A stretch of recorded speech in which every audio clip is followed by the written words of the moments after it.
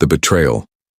The Galactic Council chamber floated in the neutral zone between the Andromeda and Milky Way galaxies, a massive crystalline structure that had stood for 10,000 years as a symbol of interstellar cooperation. Inside its vast halls, representatives from 47 species gathered for what many believed would be a historic meeting. The newest applicant for council membership had arrived, and the galaxy held its breath. Ambassador Sarah Chen stood before the assembled delegates, her small frame dwarfed by the towering aliens around her. She wore humanity's finest diplomatic attire, a sleek black suit embedded with tiny lights that mimicked Earth's night sky. Her dark hair was pulled back in a simple style, and her brown eyes showed no fear as she gazed at beings that could crush her with a single appendage. Behind her, 2 human guards stood at attention, their presence more ceremonial than practical in this supposedly sacred neutral ground. The Vorthak delegate, a massive creature resembling a crystalline spider, clicked its mandibles in what passed for speech among its kind. The translator systems hummed to life. The council recognizes Ambassador Chen of Earth, representative of the human species, population 8 billion, confined to a single star system. The dismissive tone wasn't lost in translation. Sarah stepped forward, her voice clear and strong. Honored delegates, humanity comes before you not as conquerors or beggars, but as equals seeking our place among the stars. We offer our creativity, our determination, and our unique perspective to strengthen this alliance. She activated a holographic display showing Earth's achievements. In merely 200 years since discovering faster-than-light travel, we have eliminated poverty on our world, cured diseases that plagued us for millennia, and unified our entire species under a single banner of peace. The Kelshan representative, a serpentine being with scales that shifted through spectrum colors, interrupted with a hiss. Peace? Your history speaks of endless wars. Your species killed millions of your own kind before even leaving your planet's surface. You are violent primitives playing with technology you barely understand. Murmurs of agreement rippled through the chamber. The Zalathi, beings of pure energy contained in mechanical suits, pulsed with agitation. Their speaker's voice crackled through the air. Humans spread like a virus. Already they have colonized 12 systems in their local cluster. Their reproduction rate exceeds acceptable parameters. They would overwhelm the galaxy within centuries. Sarah maintained her composure, though her guards shifted slightly behind her. Our past does not define our future. Yes, humanity has known conflict, but we learned from it. Our wars taught us the value of peace. Our struggles against each other taught us the strength of unity. We do not hide from our history. We grow from it. The massive form of High Chancellor Throvik rose from his seat. The Gorvanian stood 15 feet tall, his gray skin covered in ceremonial armor that had been worn by his predecessors for millennia. Pretty words, human, but the Council has concerns beyond your violent nature. Your species shows dangerous adaptability. You reverse engineer technology at an alarming rate. You modify your own genetics without hesitation. You are unpredictable. Sarah's eyes narrowed slightly. Adaptability is not a weakness, High Chancellor. It is how we survived on a death world that tried to kill us at every turn. Earth has hurricanes that can level cities, earthquakes that reshape continents, and predators that hunted us for millennia. We didn't become the dominant species by being predictable. We did it by being unstoppable. The tension in the chamber grew thick. Several delegates exchanged worried glances through various optical organs. The human's words, meant to explain, had instead confirmed their fears. The Makari delegate, a delicate creature of living crystal, chimed softly. Perhaps the humans need more time to develop. A few more centuries of observation before we consider membership. Observation? Sarah's voice carried an edge now. You mean surveillance. You mean keeping us caged in our corner of the galaxy while you decide if we're worthy. How many species here were given that same treatment? How many were told they were too dangerous, too different, too unpredictable? She looked around the chamber, meeting the gaze of each delegate. Or is it just us? Is it just humanity that frightens you so much? The Vorthak delegate's crystalline form began to glow red, a sign of extreme agitation. You dare question the Council's wisdom? You dare imply prejudice? Your arrogance proves our concerns are justified. High Chancellor Throvik raised a massive hand for silence. The human speaks of fear, but perhaps she should examine her own position. You are one species among many. You have no fleet to match our combined forces. You have no allies among the stars. You stand alone, small and fragile, demanding recognition from those who could end your existence with a thought. Sarah straightened her shoulders. We stand alone because you have kept us alone. We remain small because you have contained us. But do not mistake isolation for weakness, High Chancellor. Humanity has faced extinction more times than any of you can imagine, and we're still here. We're still growing. Still advancing, with or without your approval. The chamber erupted in angry voices, clicks, hisses, and various other sounds of outrage. The human had crossed a line, implied a threat where there should have been submission. In the chaos, few noticed the Xerian delegates' subtle movement. The Xerians were recent additions to the council, having joined only 3 centuries ago after proving their commitment to order and stability. Their representative, a sleek metallic being with no visible features save for glowing blue sensors, glided silently behind the human delegation. Sarah was turning to address another accusation when the energy blade emerged from her chest. The weapon, invisible until it tasted blood, flickered with a sickly green light. Her eyes widened in shock, then understanding. This hadn't been a negotiation. It had been a trial, and the verdict had been decided before she ever entered the chamber. The human guards reacted instantly, but they were too late. Security fields activated around them, freezing them in place as Sarah collapsed to the polished floor. Her blood spread across the ancient stones, the first human blood ever spilled in the council chambers. With her last breath, she activated the quantum communicator hidden in her neural implant, sending everything she had seen and heard directly to Earth. High Chancellor Throvik stood over her dying form, his expression unreadable. Let this be a lesson to the humans. The galaxy has no place for chaos. Order must be maintained. He turned to the assembled delegates. The human colonies will be given 1 rotation to surrender unconditionally. Their technology will be confiscated. Their expansion ended. They will return to their home system and remain there, under council supervision, until they learn proper submission. The Xerian delegate withdrew the energy blade, the weapon disappearing as quickly as it had appeared. The action is recorded. The human threat has been contained, but they had made a terrible mistake. The quantum communicator in Sarah's implant hadn't just sent a message. It had transmitted her dying thoughts, her final emotions. The betrayal and murder broadcast directly into the minds of Earth's leadership. 8 billion humans felt their ambassador's death as if it were their own. Children woke screaming from nightmares. Adults stopped in the streets, tears streaming down their faces.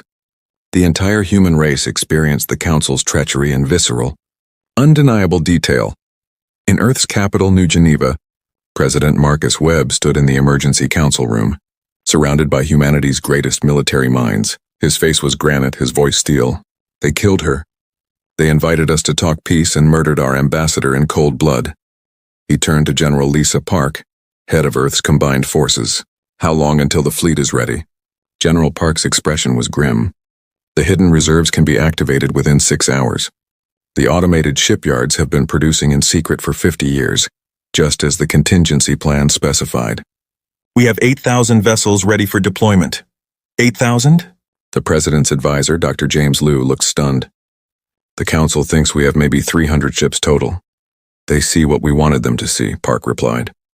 Every colony ship that left Earth carried hidden weapons. Every mining vessel is a potential battleship. Every scientific research station is a military outpost. We learned long ago that the galaxy was hostile. Sarah's mission was our last attempt at peace. President Webb walked to the window, looking up at the stars that had once promised such wonder. Now they held only enemies. Send the message to all human colonies, all ships, all stations. Code Black is now in effect. The Galactic Council has declared war on humanity by murdering our peaceful envoy. He turned back to face his council. They think we're primitives.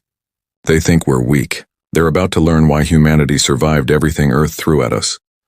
Across human space, the message spread faster than light itself. Colony worlds that had appeared agricultural began unveiling massive defense platforms. Mining ships jettisoned their cargo holds, revealing weapon systems that violated 3 separate council treaties. Scientists became soldiers. Teachers became tacticians. The entire human race, 8 billion souls spread across 12 systems, united in a single purpose.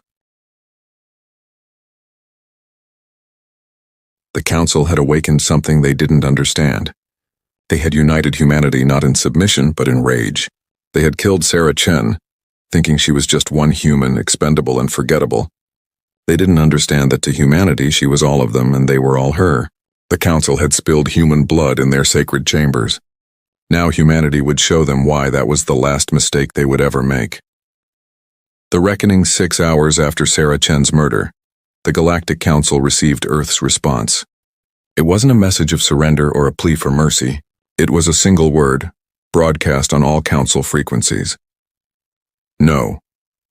High Chancellor Throvik stood in the council's war room, surrounded by tactical displays showing the positions of their fleet.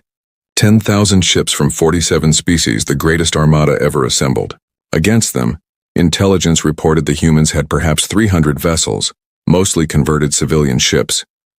It would be a massacre. The humans refused to surrender. He announced to the assembled military commanders, "Begin the operation. Target their colonies first. Leave Earth itself for last, let them watch their empire crumble." The Vorthak fleet commander, Admiral Krex, clicked his approval. "My ships are already in position near the human colony of New Singapore. We'll make an example of them." But as the Vorthak fleet dropped out of hyperspace near New Singapore, they found something unexpected. The agricultural world, which their intelligence said had no defenses, bristled with weapons. Massive railgun platforms hidden beneath the surface emerged like metallic mountains. The 3 orbital stations, supposedly civilian trade posts, transformed before their eyes, hull plates sliding away to reveal arsenal ships packed with missile tubes.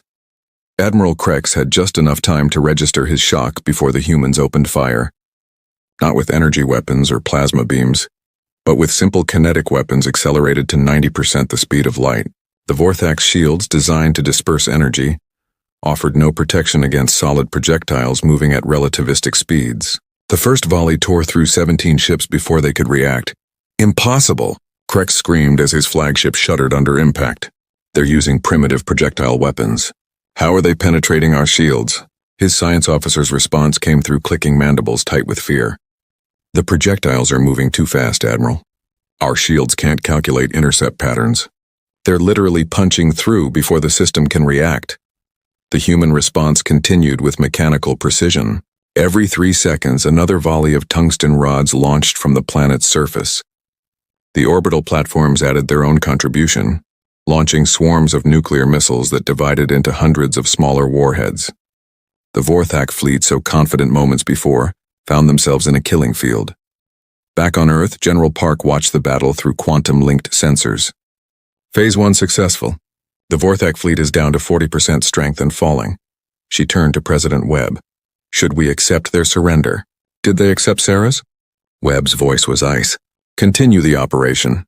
Across the galaxy, similar scenes played out.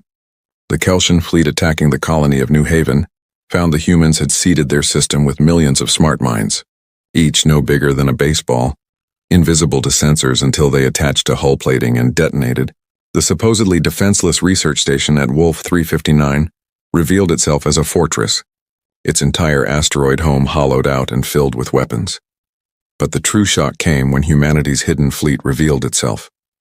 From the dark spaces between stars, from inside nebulas where sensors couldn't penetrate, from the gravity wells of black holes where no sane species would hide, human ships emerged. Not 300, not 3,000, 8,000 vessels, each one a testimony to human paranoia and preparation. The designs were unlike anything the Council had seen. Where alien ships were elegant and specialized, human vessels were brutal and efficient. They looked like they had been hewn from solid metal. All angles and armor, no wasted space on aesthetic considerations. Every surface bristled with weapons. Every ship designed not just to fight, but to survive anything the galaxy could throw at it. Commander Zhang Wei stood on the bridge of the battleship Vengeance, looking at the Zalathi fleet arrayed before them. The energy beings had been so confident in their superiority, their ability to manipulate electromagnetic fields, making them nearly invulnerable to conventional weapons. Zhang smiled grimly. "Deploy the null field generators." Humanity had spent 50 years studying their potential enemies, finding weaknesses, developing counters. The null field generators were specifically designed for the Zalathi, creating zones of absolute electromagnetic silence. To energy beings, it was like suddenly being unable to breathe. The Zalathi fleet, moments before crackling with power, suddenly went dark. Their mechanical suits, the only things allowing them to maintain cohesion, shut down one by one. "Sir," Zhang's weapons officer reported. The Zalathi are requesting immediate ceasefire. They're dying. They should have thought of that before they voted to kill our ambassador, Zhang replied. Continue the attack. The Makari, those delicate beings of living crystal, found their harmonious frequencies disrupted by human sonic weapons that shattered them from the inside out. The Xerians, with their advanced stealth technology, discovered that humans had developed quantum sensors that could detect them by the gravitational distortions they created. Every species that had sat in judgment of humanity found that humans had studied them, learned their weaknesses, and prepared their destruction. In the council chambers, High Chancellor Throvik received report after report of disaster. The humans weren't just winning. They were systematically dismantling the combined forces of 47 species. But worse than the military defeats were the tactics they employed. The humans showed creativity and destruction that horrified the council. They turned asteroids into kinetic weapons. They used their own ships as guided missiles when overwhelmed. They fought with a savage determination that no amount of superior numbers could overcome. High Chancellor, his advisor whispered. The human fleet is heading here. They'll arrive within the hour. Throvik's gray skin had gone pale. How many ships? All of them, sir. The entire human fleet is converging on the council chambers. The mighty leader who had stood over Sarah Chen's dying body now felt the cold touch of fear. Send a message to Earth. Tell them we're willing to discuss terms. The response came immediately, not from Earth, but from the approaching fleet. Admiral Jennifer Crawford, Supreme Commander of Humanity's Forces, appeared on the display. Her face was calm, but her eyes burned with controlled fury. Terms? She said. You murdered our ambassador in cold blood. You threatened to cage us in our home system. You called us primitives and viruses. And now when you're losing, you want to discuss terms? This war benefits no one, Throvik pleaded. Billions have died already. Surely we can find a peaceful solution. Admiral Crawford leaned forward. You had your chance for peace. Sarah Chen came to you with open hands and hope in her heart. You put a blade through her chest. Now you'll learn what happens when you wake the sleeping giant. The human fleet dropped out of hyperspace around the council chambers like a steel storm. 8,000 ships, each one bearing the names of humans killed throughout history, each one carrying weapons that represented humanity's genius for destruction. They formed a perfect sphere around the ancient structure, weapons locked and loaded, but they didn't fire. Not yet. Instead, a single shuttle launched from the flagship. It carried no diplomats this time, no peaceful envoy seeking understanding. It carried General Park and a full battalion of Earth's finest soldiers, each one wearing powered armor that turned them into walking tanks. The Council security forces, what remained of them, offered no resistance. They had seen what humans could do when pushed to war. The human soldiers marched through the same halls where Sarah Chen had walked, their heavy footsteps echoing like drums of doom. They entered the council chamber, where the representatives of 47 species waited in terror. General Park removed her helmet, revealing a face carved from determination. By order of United Earth, this council is dissolved. Your fleets are defeated. Your worlds are defenseless. You have two choices: unconditional surrender or complete annihilation. You can't do this, the Vorthak delegate clicked desperately. The council has maintained peace for 10,000 years. Your peace was built on oppression, Park replied. You kept younger species down. You decided who could advance and who couldn't. You played God with entire civilizations. That ends now. High Chancellor Throvik stood, trying to maintain some dignity. And what would humans do? Rule over us as we ruled over you? Park smiled, but there was no warmth in it. No, we'll do something far worse. We'll make you equal. Every species will have a voice. Every world will have representation. No more council deciding the fate of others. Instead, a true galactic democracy where even the smallest voice matters. That's chaos, the Kelshan representative hissed. Without strong leadership, the galaxy will fall into disorder. Then it falls, Park said simply. And from the ashes, something better rises. That's the human way. We don't fear chaos because we were born from it. We don't fear change because it made us strong. You tried to stop human expansion because you feared what we would become. You were right to fear us, but for the wrong reasons. She gestured to the chamber around them, its ancient stones still stained with Sarah Chen's blood. We don't want to conquer the galaxy. We want to free it. Every species you've held back, every civilization you've suppressed, every voice you've silenced. They'll all be heard now. The council members looked at each other, seeing their 10,000-year reign ending not in glorious battle, but in forced evolution. The humans weren't destroying them. They were doing something far more terrifying. They were changing them. President Webb's image appeared on the chamber's main display, broadcast from Earth. The old order dies today, not because humanity is strong, but because freedom is stronger than fear. You killed Sarah Chen, thinking she was our weakness. She was our strength. Her dream of unity among the stars doesn't die with her. It begins with her. The human fleet held position for 3 days as new agreements were drawn up, not treaties of surrender, but constitutions of cooperation. Every species would have equal representation. No single race could dictate to others. Technology would be shared freely. Borders would be open. It was everything the Council had feared and fought against for millennia. Some species resisted at first, but the human fleet's presence was a powerful motivator. More importantly, the smaller species, those who had been under the Council's thumb for generations, eagerly embraced the new order. They had seen humanity stand against impossible odds and win. They had seen what determination and unity could accomplish. Within a year, the Galactic Alliance was formed, with its capital not in the ancient council chambers, but on a new station built jointly by all member species. At its heart stood a monument to Sarah Chen, the woman whose death had changed the galaxy. The inscription, written in all known languages, read simply, "She came in peace. She died for freedom. She lives in the stars we share." High Chancellor Throvik, now simply Citizen Throvik, stood before the monument on its dedication day. The human president stood beside him, no longer enemies but not yet friends. "Do you regret it?" Webb asked quietly. Throvik's massive form was still for a long moment. "I regret the murder. I regret the fear that drove us to it. But perhaps this change was necessary. Perhaps the galaxy needed to be shaken from its complacency." Webb nodded. "Sarah would have forgiven you. She believed in redemption, in second chances. That's why we're not ruling over you. We're standing beside you." "You could have destroyed us all," Throvik said.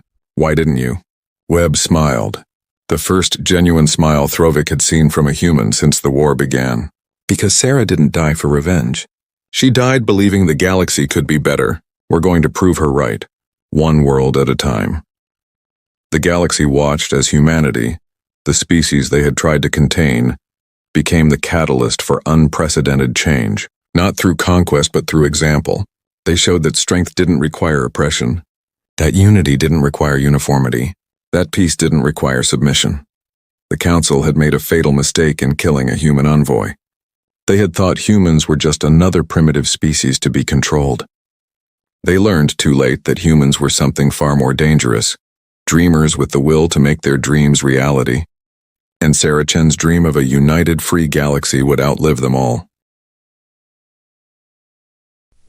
First contact with the forgotten captain, Sarah Chen stood on the observation deck of the exploration vessel Terra's Promise, watching the endless expanse of stars through the reinforced viewport. The ship hummed quietly around her, a sound that had become as familiar as her own heartbeat during the past 18 months of deep space exploration. Earth's newest generation of explorers had been tasked with mapping the outer regions of the galaxy, far from the established trade routes and diplomatic channels that connected the major civilizations. Sarah was 34 years old, with short brown hair and steady green eyes that missed nothing. She had earned her position through years of careful service and an uncanny ability to solve problems that others found impossible. Her crew trusted her completely, and she had never given them reason to doubt that trust. Tonight, however, something felt different about the vast emptiness surrounding them. Lieutenant Commander Marcus Webb approached from behind, his footsteps echoing softly in the quiet corridor. He was Sarah's second in command, a tall man with graying temples and 20 years of experience in both military and civilian space operations. Marcus had served with distinction in the early days of human expansion, when every new world was a potential threat and every alien contact was a diplomatic minefield. "Captain, we're receiving something unusual on the long-range sensors." Marcus said, his voice carrying the kind of careful neutrality that meant he was worried about something. Dr. Reeves thinks you should take a look at this personally. Sarah turned away from the viewport and followed Marcus to the bridge. The Terra's Promise was not a warship, but it was well equipped for the dangers of deep space exploration. The bridge was compact but efficient, with stations for navigation, communications, science, and tactical operations. Each position was manned by skilled officers who had volunteered for the long journey into unknown space. Dr. Alina Reeves looked up from her science station as Sarah approached. Alina was the ship's chief xenobiologist, a brilliant woman in her late 20s with black hair and intense dark eyes. She had studied at the finest universities on Earth and had personally examined more alien life forms than almost anyone in human space. Her expertise had proven invaluable during their exploration mission, but today she looked puzzled and concerned. "Captain, I've been monitoring subspace communications for the past 6 hours," Alina said, her fingers dancing across her control panel. "Most of what we pick up out here is just background noise from distant civilizations, but this is different. It's a distress signal, but it's not using any of the standard galactic communication protocols." Sarah studied the data scrolling across Elena's screen. The signal was weak and intermittent, as if it were coming from very far away or from equipment that was barely functioning. The pattern was unlike anything in Earth's databases of known alien communication methods. "Can you decode it?" Sarah asked. Alina nodded slowly. "I've been working on it for hours. The encryption is sophisticated, but it's not designed to keep people out. It's more like it's trying to hide from someone specific. Watch this." She pressed a series of commands, and the bridge speakers crackled to life. The voice that emerged was unlike anything Sarah had ever heard. It was melodic and somehow sad, speaking in accented but clear English. The words came slowly, as if the speaker were carefully choosing each one. "To any ship of the human species who might hear this. Message, I am Viridian of the Kelthra. We have been searching for your people for many cycles, hoping to find those who might listen to our plea. The great powers of the galaxy have declared us enemies of all civilized life, but we have done no wrong. We seek only to heal and to help, as our ancestors did before us. If you receive this message, please know that we have waited in the dark, spaces between stars for someone who might understand our truth. We are dying, and you are our only hope." The bridge fell silent. Sarah looked around at her crew, seeing the same mixture of surprise and concern on every face. In the 3 years since humanity had joined the galactic community, they had encountered dozens of alien species, but none had ever made such a desperate appeal directly to them. "How long has this signal been transmitting?" Sarah asked. "Based on the signal decay patterns, I'd estimate it's been broadcasting for at least 6 months," Alina replied. "Maybe longer. The power source is definitely failing." Communications Officer James Park looked up from his station. James was young, perhaps 25, with quick hands and an intuitive understanding of alien technology that had impressed everyone on the crew. "Captain, I've been analyzing the signal's origin point. It's coming from a region that's marked as empty space on all the official star charts." Sarah felt a chill run down her spine. Empty space on galactic charts usually meant one of two things. Either the area was genuinely uninhabited, or someone with significant political power wanted it to appear that way. "Dr. Reeves, what do you know about the Kelthra?" Sarah asked. Elena shook her head. "Nothing at all. I've studied the records of every known species in the galaxy, and the Kelthera aren't mentioned anywhere. If they exist, they've been completely erased from the official databases. That was troubling news. The galactic community maintained extensive records of all known intelligent species, both for diplomatic purposes and to prevent accidental conflicts. For an entire species to be missing from those records suggested either a massive oversight or a deliberate cover-up. "Captain," Marcus said quietly, "we're supposed to report any contact with unknown species to Earth Command immediately. Protocol is clear on this." Sarah nodded, but something about the desperation in Viridian's voice made her hesitate. The Kelthora had been broadcasting their plea for 6 months, waiting for someone to respond. If they were truly dying, as Viridian claimed, then delays could mean the difference between life and extinction for an entire species. "Plot a course for the signal's origin," Sarah ordered.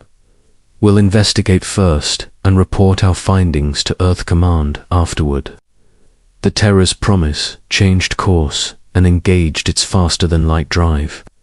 The journey to the signal source took 14 hours, during which Sarah found herself thinking about the implications of what they had discovered.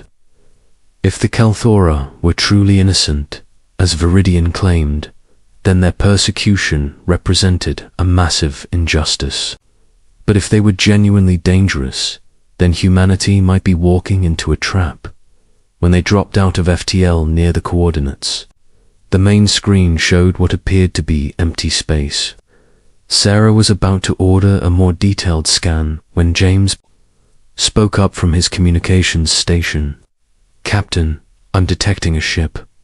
It's small and appears to be heavily damaged. They're hailing us." "Put them through," Sarah ordered. The main screen flickered and resolved into an image that took Sarah's breath away. The being looking back at her was roughly humanoid in shape, but clearly alien. Viridian stood about 7 feet tall, with pale silver skin that seemed to shimmer in the light. His features were elegant and angular, with large eyes that held depths of sadness Sarah had never seen in any living creature. He wore simple robes that might once have been white but were now stained and patched. "Captain Chen of the human vessel." "Terra's Promise," Viridian said, and Sarah realized he must have accessed their ship's identification systems. "I cannot express how grateful I am that you have answered our call. I am Viridian, last speaker of the Kelthera Council. May I come aboard your ship? What I must tell you is too important to risk on open channels." Sarah looked at Marcus, who nodded grimly. "You may come aboard. We'll meet you in docking bay too." 2 hours later, Sarah sat across from Viridian in the ship's main conference room. The alien's presence filled the space in a way that had nothing to do with his physical size. There was something ancient and wise about him, but also deeply wounded. Dr. Reeves and Marcus flanked Sarah, while Security Chief David Martinez stood watchfully near the door. "Tell us about your people," Sarah said gently. Viridian's large eyes grew distant, as if he were looking across vast spans of time. "The Kelthera are healers, Captain Chen. For 10,000 years, we have traveled the galaxy, helping damaged worlds recover from war, disease, and environmental catastrophe. Our biotechnology can restore dead soil, clean poisoned water, and heal the wounds that civilizations inflict upon their worlds." "That sounds like a gift," Alina said. "Why would anyone consider that a threat?" "Because healing worlds makes them independent," Viridian replied sadly. "The great powers of the galaxy have built their wealth and influence on the dependence of smaller worlds. If a planet can heal itself, it does not need to buy expensive terraforming equipment. If a species can grow food in previously dead soil, it does not need to rely on controlled trade routes. Our very existence challenges the economic system. That keeps the powerful in control. Sarah felt anger rising in her chest. So they decided to eliminate you instead of learning from you. 50 years ago, the Galactic Coalition declared us a threat to galactic stability. Viridian continued. They spread lies about us, claiming that we were parasites who created dependency in the species we helped. They said we would drain the life from entire worlds, leaving them worse than before. None of this was true, but the lies were repeated so often that they became accepted fact. What really happened? Marcus asked. Viridian's expression grew even sadder. We were exiled from every world we had ever called home. Our colonies were destroyed, our people scattered. Those who tried to find new homes were hunted down and killed. Our technology was stolen and reverse-engineered, then sold by the same corporations that had demanded our exile. How many of you were left? Sarah asked quietly. Perhaps 50,000, scattered across the galaxy in small groups, hiding in the dark spaces between stars. We have been dying slowly for 50 years, not from disease or old age, but from despair. We were created to heal, Captain Chen. When we cannot fulfill our purpose, we fade away. Dr. Reeves leaned forward. Viridian, would you be willing to provide biological samples so we can verify your claims? I want to understand what your people can actually do.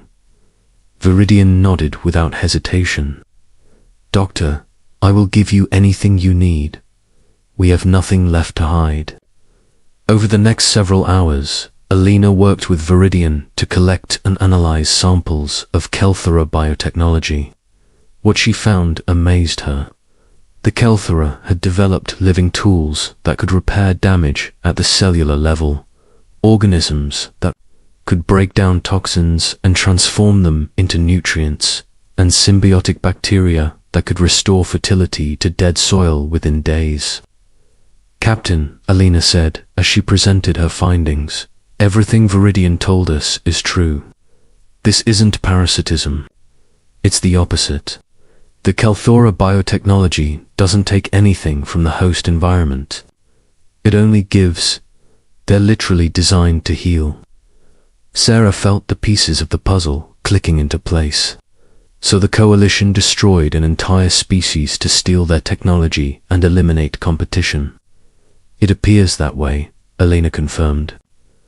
This is probably the greatest injustice in galactic history. That evening, Sarah stood again on the observation deck, but this time she was not alone. Viridian had joined her, and together they watched the stars in comfortable silence. Finally, the alien spoke. Captain Chen, I must ask you something important. What will your people do with the knowledge I have given you? Sarah turned to face him. We're going to help you, Viridian. Humanity has never been good at standing by while innocent people suffer. But the coalition will not allow it, Viridian said. They have too much invested in maintaining the lies about my people. If you help us, you will make enemies of the most powerful forces in the galaxy. Sarah smiled grimly. Then we'll just have to be more powerful than they are. For the first time since coming aboard, Viridian's expression showed something other than sadness. Hope flickered in his ancient eyes. Captain Chen, he said quietly, perhaps the galaxy is about to change. Humanity's stand for justice. The first threat came exactly 18 hours after. Captain Sarah Chen transmitted her initial report to Earth Command. She was reviewing Dr. Reeves' analysis of Kelthera biotechnology when Communications Officer James Park's voice crackled over the intercom with barely controlled urgency. Captain, to the bridge, immediately. We're receiving a priority transmission from the Galactic Coalition High Command. Sarah had been expecting this moment, but that didn't make it any less ominous. She made her way to the bridge, where she found her crew already at their stations. The main screen showed the imposing figure of Coalition Admiral Dexvar, a massive reptilian being whose species had held significant power in galactic politics for over 1,000 years. Captain Chen, Admiral Vexvar's voice rumbled through the bridge speakers. You have placed humanity in a very dangerous position. The Coalition has been monitoring your activities, and we are deeply concerned about your contact with the Kelthir terrorists. Sarah kept her expression neutral. Admiral, we've found no evidence that the Kelthora are terrorists. In fact, our investigation suggests they've been wrongly persecuted. The Admiral's eyes narrowed, and his forked tongue flicked out briefly. Captain, you are young and inexperienced in galactic affairs. The Kelthora are skilled manipulators who present themselves as victims while secretly plotting to undermine civilized society. Your species has been deceived. With respect, Admiral, I've seen the evidence myself. The Kelthora biotechnology is designed to heal, not harm. They're not parasites or terrorists. They're healers who have been systematically destroyed because their technology threatened certain economic interests. A dangerous silence fell over the transmission. When Admiral Vexvar spoke again, his voice was cold and threatening. Captain Chen, I will say this once. Terminate all contact with the Kelthora immediately and surrender them to Coalition custody. If you refuse, humanity will face immediate suspension from all galactic trade agreements, diplomatic relations, and mutual defense pacts. Your species will be isolated from the galactic community. Sarah felt her crew's eyes on her, waiting for her response. She thought about Earth, about the billions of humans who had only recently gained access to galactic technology and trade. The Coalition's threat could set humanity back decades. But she also thought about Viridian and the 50,000 Kelthora scattered across the galaxy, dying slowly from despair. Admiral Sarah said calmly, I understand your position, but I cannot surrender innocent beings to an unjust fate. I need time to consult with my superiors. You have 6 hours, Captain Chen. After that, we will assume humanity has chosen to side with terrorists over civilized society. The transmission ended, leaving the bridge in tense silence. Marcus was the first to speak. Sarah, they're not bluffing.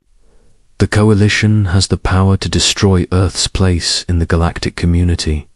I know, Sarah replied. But if we give in to this threat, we're endorsing the systematic genocide of an innocent species. Is that who we want to be? Before anyone could answer, James's communication board lit up again. Captain, we're receiving another transmission. This one is from Earth Command. The screen showed Admiral Rebecca Morrison, Sarah's ultimate superior, and one of the architects of humanity's galactic expansion program.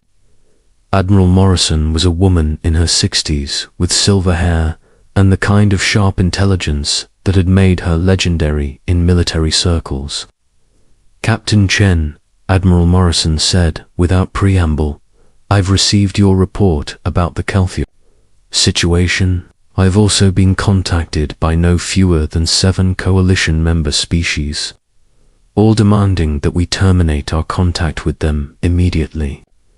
Admiral, the evidence is clear. The Kelthora are innocent. They've been persecuted for technology that threatens established economic interests. I believe you, Captain, but I need you to understand the position this puts Earth in.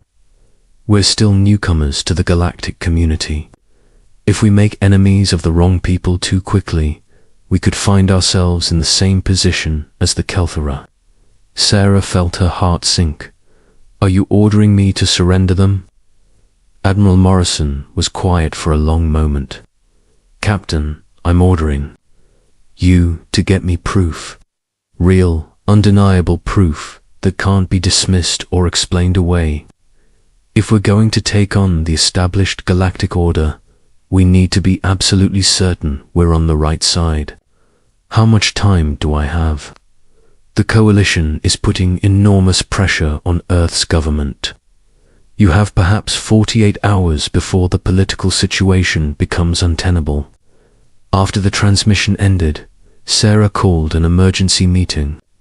With her senior staff and Viridian, the alien looked even more frail than before, as if the weight of hope and despair were physically wearing him down. "Viridian," Sarah said, "we need concrete proof of the coalition's crimes against your people. Documentation, records, anything that can prove they've been systematically stealing your technology and spreading lies about you." Viridian nodded slowly. "Captain, there is something I have not told you. Before our exile, my people maintained extensive records of our interactions with other species. We documented every world we healed, every species we helped, every technological innovation we shared. These records are hidden in a secure facility in the Kepler Nebula." "Can you access them?" Dr. Reeves asked. "Not alone. The facility requires 3 Kelthora to activate, and I am the only one of my people within 50 light years. But there is another way. The facility also responds to genetic signatures from species that have been directly helped by Kelthora biotechnology. If we can find descendants of those species, they might be able to help us access the records." Sarah studied the star charts that Viridian provided.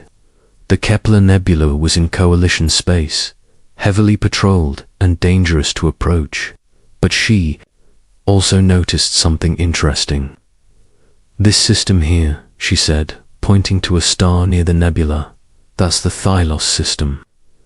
According to our records, the Thylos are one of the few species that have remained neutral in most galactic conflicts." "Yes," Viridian said, his eyes lighting up with memory. "The Thylos healed their homeworld 200 years ago when a plague had killed most of their plant life. They were grateful, but when the persecution began, they were forced to publicly distance themselves from us." "Maybe they remember," Sarah said. "Maybe they're ready to help." The journey to the Thylos system took 36 hours, during which Sarah found herself constantly checking the communication logs for more threats from the coalition. They came regularly, each one more severe than the last. By the time they reached Thylos space, the coalition had mobilized a fleet of 12 warships and was demanding immediate action from Earth Command. The Thylos homeworld was a beautiful blue-green planet covered in vast forests and crystal-clear oceans. Sarah had read about the ecological disaster that had nearly destroyed this world 2 centuries ago. But looking at it now, she would never have guessed it had ever been anything but paradise. The Thylos themselves were a tall, elegant species with pale green skin and large eyes that seemed to hold depths of ancient wisdom. Prime Minister Kethnola met them at the capital city spaceport, accompanied by a small delegation of government officials. "Captain Chen," Prime Minister Kethnola said in perfect English, "we received your transmission. We have been expecting this day for many years." "You know about the Kelthora persecution?" Sarah asked. "We know everything," the Prime Minister replied sadly. "We have always known the truth about what happened to them, but we were too few and too weak to stand against the coalition alone." Prime Minister Kethnola led them to a vast archive beneath the capital city. The walls were covered with holographic displays showing the history of Thylos, including detailed records of the Kelthora intervention that had saved their world. "When the plague struck our world," the Prime Minister explained, 90% of our plant life died within 6 months. Our people were starving, our ecosystem was collapsing, and we had no solution. Then the Kelthora came. They asked for nothing in return, but they gave us everything. They healed our soil, restored our forests, and created new plant varieties that were immune to the plague. What happened when the coalition demanded your support for the persecution? Dr. Reeves asked. We were told that if we continued to support the Kelthera, our world would be blockaded and we would be denied access to galactic trade. We were a small species, still recovering from near extinction. We had no choice but to publicly condemn them, even though we knew it was wrong. Viridian stepped forward.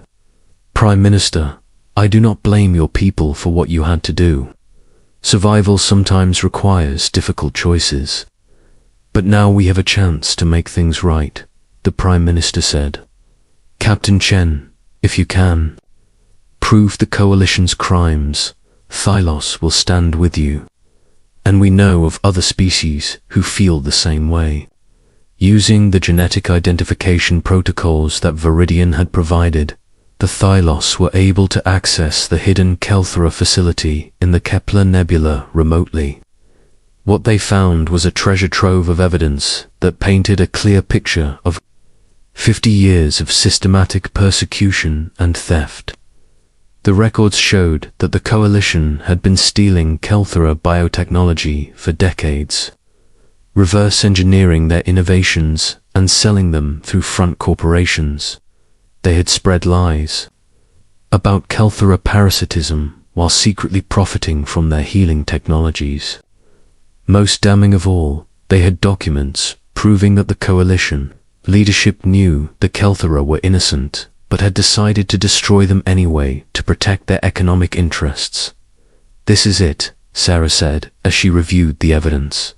This is everything we need to expose them. But as they prepared to transmit the evidence to Earth Command, James detected massive energy signatures approaching through hyperspace.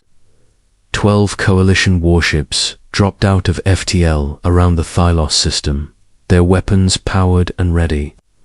Admiral Vexvar's voice boomed across all communication channels. Captain Chen, you have exceeded your authority and violated Coalition. Space, surrender the Kelthera terrorists immediately, or we will take them by force. Sarah looked around the bridge at her crew. These were good people who had signed up for exploration, not war. She couldn't ask them to fight a hopeless battle against overwhelming odds. Captain, Marcus said quietly, what are your orders? Before Sarah could answer, her communication board lit up with incoming transmissions, not from Earth Command, but from dozens of other ships. The Thylos had sent out the evidence to every species they had contact with, and the response was immediate and overwhelming. The first to arrive were the Andromedans, a proud warrior species that had always prided themselves on honor and justice.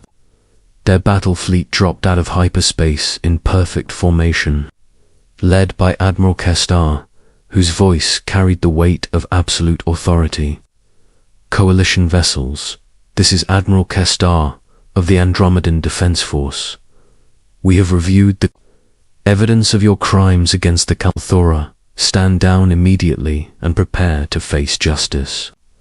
They were followed by the Centauri Alliance, the Free Traders Confederation, and dozens of smaller species that had been quietly nursing their own grievances against Coalition tyranny. Within hours, the Thylos system was filled with ships from across the galaxy, all united in their demand for justice. Admiral Vexvar found himself facing not just one human ship, but a coalition of species that represented nearly half the galaxy's population. His threatening voice was replaced by confused stammering as he tried to understand how the situation had changed so quickly. This is impossible, he transmitted. The evidence is fabricated. The Kelthera are dangerous terrorists who must be contained. Admiral Sarah said calmly, the evidence speaks for itself. The galaxy has seen the truth about what you've done. It's over. The final blow came when Earth Command Admiral Morrison's voice echoed across the system. Coalition vessels, this is Admiral Morrison of Earth Command. Based on the evidence provided by Captain Chen, Earth formally withdraws from the Coalition and recognizes the Kelthra as a sovereign species under our protection. Any hostile action against them will be considered an act of war against humanity. Over the following days, the Coalition's power structure crumbled as more species learnt the truth about the Kelthra persecution. The evidence was so overwhelming that even Coalition member species began to withdraw their support. Several high-ranking Coalition officials were arrested by their own governments, and the organization that had controlled galactic politics for centuries found itself facing dissolution. 6 months later, Sarah stood on the observation deck of the Terra's Promise, watching as construction crews worked to build the first new Kelthra colony in 50 years. Viridian joined her, but this time he was not alone. Hundreds of Kelthra had emerged from hiding across the galaxy, and their population was growing steadily as their despair was replaced by hope. Captain Chen, Viridian said, I cannot find words to express my gratitude. You have given my people back their future. Sarah smiled. We just did what was right. Besides, the galaxy is better off with healers than with tyrants. What will humanity do now? Viridian asked. You have made powerful enemies. We've also made powerful friends, Sarah replied. The new Galactic Alliance is based on justice and cooperation, not fear and exploitation. It's going to be a very different galaxy from now on. As she spoke, a message from Earth Command appeared on her personal communicator. Humanity had been elected to lead the new Galactic Alliance, with Sarah herself nominated as the first human to serve as Supreme Commander of Alliance forces. It looks like our work is just beginning, Sarah said, looking out at the stars with new determination. But I think we're ready for whatever comes next. In the distance, the first Kelthra healing ships were already departing for worlds that needed their help. The galaxy's greatest healers were free once again, and humanity had proven that sometimes the newest voice in the room could be the most powerful force for change. The age of Coalition tyranny was over. The age of hope had begun.